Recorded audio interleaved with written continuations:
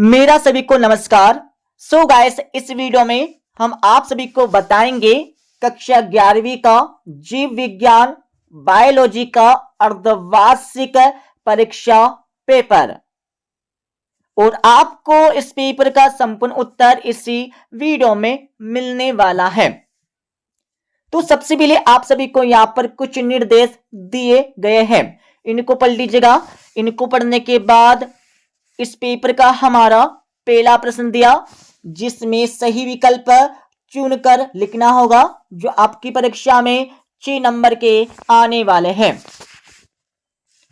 तो आपका पहला दिया, निम्नलिखित में से जीवाणु जनित रोग है।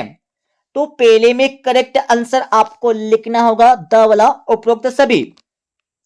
दूसरा आपका दिया है, 5 जगत वर्गीकरण में एक कोशिकी यूकेरियोटिक जीवों को किस समूह में रखा गया है। तो दूसरे में करेक्ट आंसर आपको लिखना होगा ब वाला पोटिस्टा में। तीसरा आपका दिया है, दलहनी पौधों की जड़ों की ग्रंथियों में पाए जाने वाले जीवाणु का नाम लिखिए जो नाइट्रोजन स्थिरीकरण में भाग लेता है। तो तीसरे में करेक्ट आंसर आपको लिखना होगा आ वाला राइजोबियम। चौथा आपका दिया है, जड़ें विकसित होती है। तो जड़ें किसमें विकसित होती है ये आप सभी को बताकर लिखना है। तो चौथे में करेक्ट आंसर आपको लिखना होगा आ वाला मूलांकर से। पांचवा आपका दिया है, श्वसन मूल पाई जाती है। तो श्वसन मूल किसमें पाई जाती है ये आपको बताकर लिखना है। तो पांचवें में करेक्ट आंसर आपको लिखना होगा आ वाला राइजोफोरा में। छठा आपका दिया है, रंध्र की संरचना में कौन से भाग दिखाई देते हैं। तो छठे में करेक्ट आंसर आपको लिखना होगा द वाला सभी। इन सभी में रंध्र की संरचना दिखाई देती है, ठीक है। अब आप सभी दूसरा प्रश्न देख लीजिएगा, जिसमें रिक्त स्थानों की पूर्ति कर लिखना होगा, जो आपकी परीक्षा में 6 नंबर के आने वाले हैं। इन सभी को देखने से पहले आप सभी को इस वीडियो के डिस्क्रिप्शन में Telegram channel plus WhatsApp channel की लिंक मिल जाएगी। तो आप सभी Telegram channel plus WhatsApp channel को ज्वाइन कर लीजिएगा। सो आपका पहला दिया है, कैस्पेरियन पट्टिकाएं किसमें पाई जाती हैं। तो पहले में आप सभी को करेक्ट आंसर लिखना होगा एंडोडर्मिस। एंडोडर्मिस आपको पहले का करेक्ट आंसर लिखना है। दूसरा आपका दिया है, रक्षक कोशिकाएं किसमें पाई जाती है। तो दूसरे में आप सभी को करेक्ट आंसर लिखना होगा रंध्र। तो रक्षक कोशिकाएं रंध्र में पाई जाती है। तीसरा आपका दिया है, जड़ का सिरा एक टोपीनुमा रचना द्वारा सुरक्षित रहता है, जिससे क्या कहा जाता है। तो तीसरे में आप सभी को लिखना होगा मूलगोप। मूलगोप कहा जाता है, ठीक है।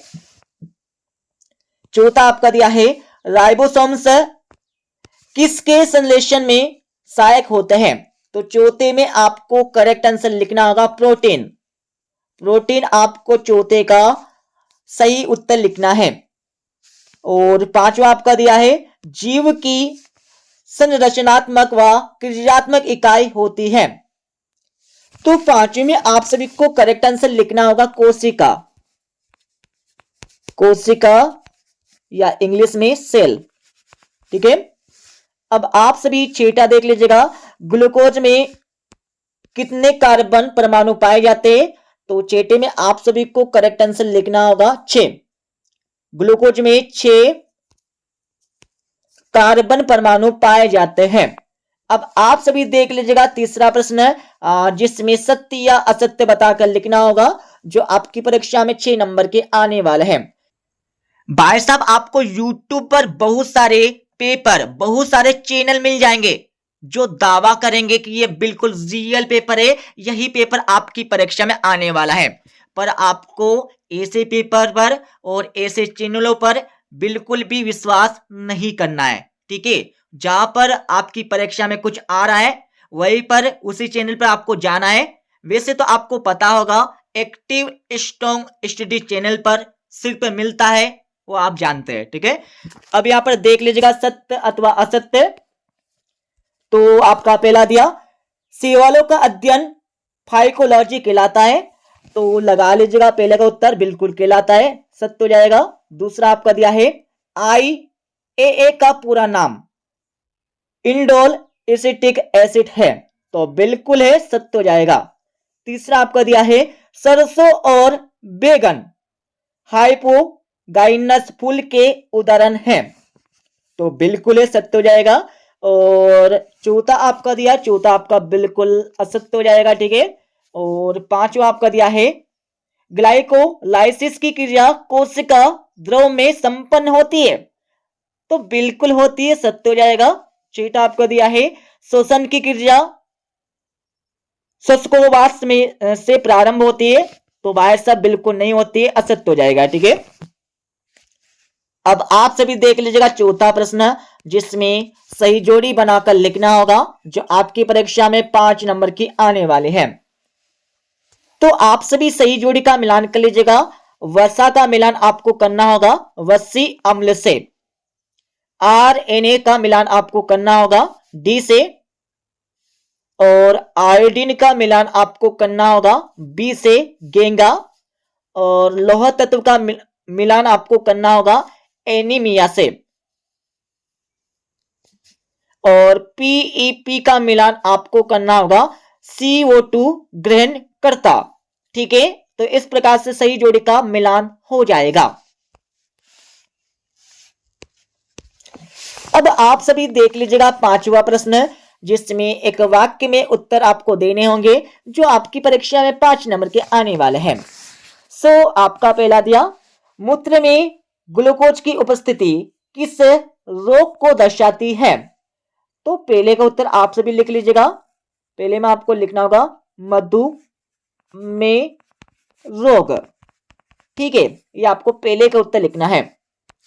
दूसरा आपका दिया है रेनिन हार्मोन किस अंग द्वारा स्रावित होता है, तो दूसरे में आप सभी को लिखना होगा वृक्क आपको लिखना है।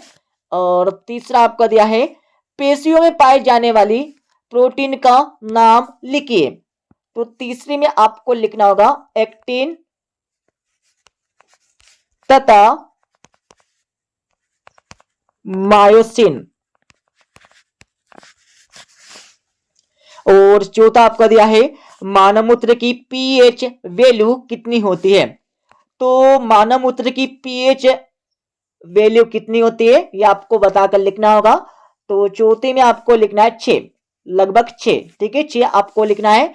और पांचवा आपका दिया है पेशी को अस्थि से जोड़ने वाले उत्तक का क्या नाम है या फिर क्या कहलाते हैं आपको बताना होगा। तो पांचवी का उत्तर आप सभी लगा लीजिएगा, टेंडन्स आपको लिखना है। वन सेकेंड, टेंडन्स आपको लिखना होगा यहाँ पर पांचवी का उत्तर, ठीक है। और हिंदी में भी लिख लीजिएगा कोष्टक में कंडराय, ठीक है। अब हम चलेंगे यहाँ पर 2-2, 3-3 एवं 4-4 नंबर के प्रश्नों पर। वो भाई साहब आप सभी को इन प्रश्नों के उत्तर बताएंगे इस वीडियो के लास्ट में। सबसे पहले आप सभी प्रश्नों को समझ लीजिएगा, पढ़ लीजिएगा। तो आपका छठा प्रश्न दिया है टेक्सा किसे कहते हैं, उदाहरण सहित आपको लिखना होगा। और 8वां प्रश्न आपका दिया है जैव विविधता से आप क्या समझते हैं, इसके बारे में आपको लिखना होगा। और 7वां प्रश्न आपका दिया है बीजांडन्यास की परिभाषा आपको देना होगा। और 8वीं वाले प्रश्न में आप सभी को एक प्रारूपिक पुष्प का नामांकित चित्र बनाकर आपको लिखना है। 8वें प्रश्न में आप सभी को जाइलम तथा फ्लोएम में 2-2 कार्य आपको लिखने होंगे इनके। और अतवी वाले प्रश्न में आप सभी को खुले व बंद संवहन तंत्र में दो अंतर बताकर लिखना है। 9वां प्रश्न आप सभी देख लीजिएगा, 10वां प्रश्न आपको दिया है, ठीक है, और 11वां प्रश्न आपको यहां पर दिया गया है। 11वीं के बाद आप सभी देख लीजिएगा 12वां प्रश्न और 13वां प्रश्न आपको दिया गया है, जिसमें एक बीजपत्री व द्विबीजपत्री पौधों में 3 अंतर बताकर लिखना होगा और अतवा प्रश्न आपका दिया गया है। 14वें प्रश्न में आप सभी को प्रोकैरियोटिक व यूकैरियोटिक कोशिका में प्रमुख 3 अंतर लिखना है और इसके अतवी वाले में आप सभी को जंतु कोशिका का सच नामांकित चित्र बनाकर लिखना है। 15वें प्रश्न में आप सभी को C3 व C4 पौधों में प्रमुख 3 अंतर लिखना है, ठीक है, और अतवा प्रश्न आप सभी यहां पर देख लीजिएगा। और 16वां प्रश्न आपका दिया है। 17वें प्रश्न में आप सभी को हृदय पेशी की संरचना चित्र सहित स्पष्ट करके लिखना होगा और अतवा प्रश्न आपको यहां पर दिया गया है। 18वां प्रश्न आप सभी यहां पर देख लीजिएगा। 19वां प्रश्न आपको दिया है और 20वां प्रश्न आपको यहां पर दिया गया है। वैसे आप सभी को पता होगा इस पेपर में टोटल 20 क्वेश्चन आने वाले हैं। अब मैं आप सभी को इस पेपर का संपूर्ण उत्तर क्वेश्चन नंबर 6 से लेकर 20 तक के प्रश्नों के उत्तर बता देता हूं। जैसे कि हमने आप सभी को क्वेश्चन नंबर 1 से लेकर 5 तक के उत्तर पहले बता दिए थे। ओके, तो आप सभी देख लीजिएगा 6ठे प्रश्न का पहला एंड इसके अतवे का उत्तर और 7वें प्रश्न का पहले का उत्तर आपको दिया हुआ है और 7वें प्रश्न का आपको अतवे का उत्तर यहां पर दिया गया है। थोड़ा जूम करेंगे ताकि आपको साफ साफ दिखाई दे और इसका आप सभी स्क्रीनशॉट ले लीजिएगा, ठीक है। 7वें के बाद आगे चलेंगे तो आप सभी को 8वें प्रश्न का उत्तर यहां से मिल जाएगा। 8वें प्रश्न का उत्तर आपको यहां पर दिया गया है अतवे का और 9वें प्रश्न का उत्तर आपको दिया है पहला एंड इसका अतवे का। 10वें प्रश्न का उत्तर आपको यहां से मिल जाएगा और 10वीं के बाद भाई साहब आप सभी देख लीजिएगा 11वें प्रश्न का उत्तर पहले का एंड इसके अतवे का। 12वें प्रश्न का उत्तर आपको दिया है पहला एंड इसका अतवा और 13वें प्रश्न का आपको पहले का उत्तर दिया है और इसके अतवे का उत्तर आपको यहां पर दिया गया है। 14वें प्रश्न का उत्तर आपको यहां से मिल जाएगा पूरा का पूरा और 14वें का अतवे का उत्तर आपको यहां से मिल जाएगा। थोड़ा जूम करेंगे ताकि आप यहां पर इसे सही से देख सके, ठीक है। इस प्रकार से आपको बनाकर लिखना होगा किसका, जंतु कोशिका का नामांकित चित्र, ठीक है।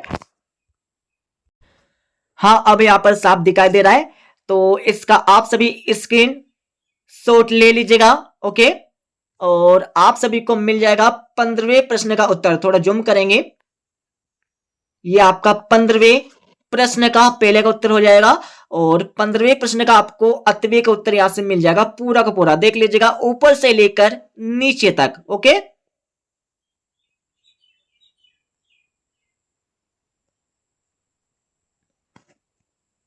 अब आप सभी देख लीजिएगा 16वें प्रश्न का अतवे का उत्तर पूरा ऊपर से लेकर नीचे तक। इससे देखने के बाद आप सभी को मिल जाएगा 17वें प्रश्न का उत्तर, ओके। 17वें के बाद आप सभी को मिल जाएगा 18वें प्रश्न का पहले का उत्तर पूरा ऊपर से लेकर नीचे तक। इससे देखने के बाद आप सभी को मिल जाएगा 18वें प्रश्न का अतवे का उत्तर, ओके। और आप सभी को मिल जाएगा यहां पर 1 सेकेंड 19वें प्रश्न का पहले का उत्तर एंड इसके अतवे का उत्तर। अब आप सभी देख लीजिएगा 20वें प्रश्न का पहले का उत्तर और इसके अतवे वाले प्रश्न का उत्तर। तो इस प्रकार से हमने इस पेपर का फुल सॉल्यूशन बता दिया है। तो ठीक है, मिलते अगले वीडियो में।